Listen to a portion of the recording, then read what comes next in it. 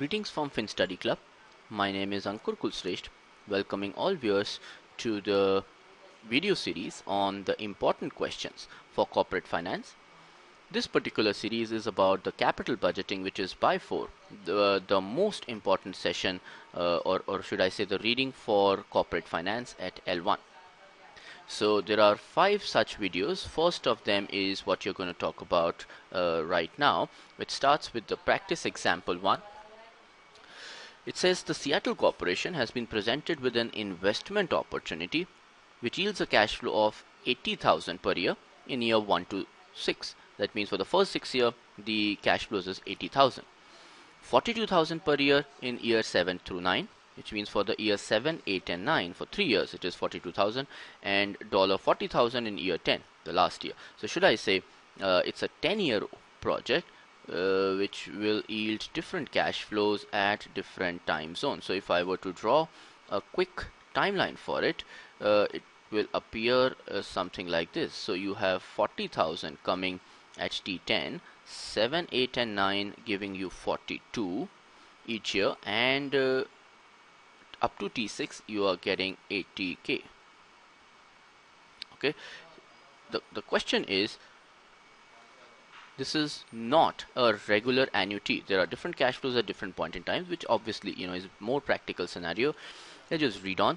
It says that the investment will cost the firm 500,000 today, which means that your cash outflow at T0 is 500,000. The firm's cost of capital is 10%, which needs to be used as the discount rate for moving up or down the time zone. What we need to calculate is the payback period. Now the payback period, you would recall, is one of the techniques of evaluation wherein we find out whether the project is worthwhile to take, as in we compare the benefit versus cost. In this technique of payback period, we had discussed at the time of doing the concept that if the cash flows are in annuity form, that means is like a constant amount that is received for the entire project, then the payback period is very simple. It is cash outflow at T0 divided by that particular annuity. So let's say in this question 500,000 needs to be recovered, and let's assume that the payback was let's assume is 80,000 every year. So by doing a quick maths, we can find out the answer. It is 6.25 years in which the initial amount is recovered completely. But here it's a little more difficult question wherein the cash flow pattern is different in each of the years. So what I'm going to do is I will have to look year by year, and that I have to do a little more smartly and a little more fastly. Because obviously, in the exam I'm going to get maximum 90 seconds per question, including the revision time.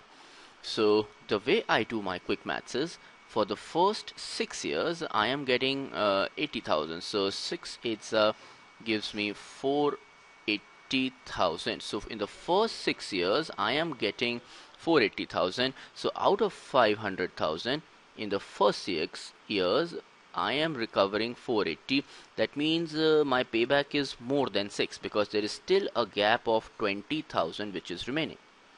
Now this 20,000 needs to be recovered in the 7th year, in which the total recovery is 42. So the pending recovery for me is 20, but the total recovery in the 7th year is 42.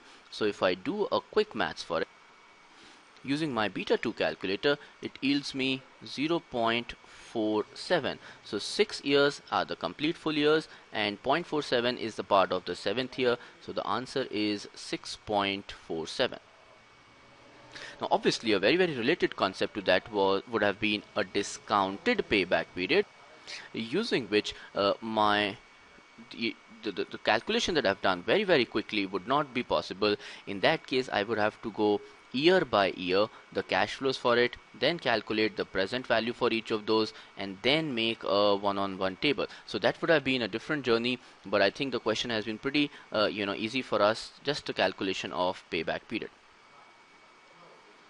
So I hope that the first of these videos out of the 5 series was easy and convenient.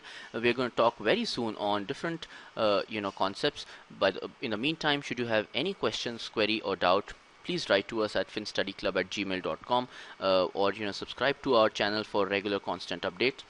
I would look forward to speak to you in my second question on the series of capital budgeting. This is Ankur Kulshrestha signing off for now. Thank you.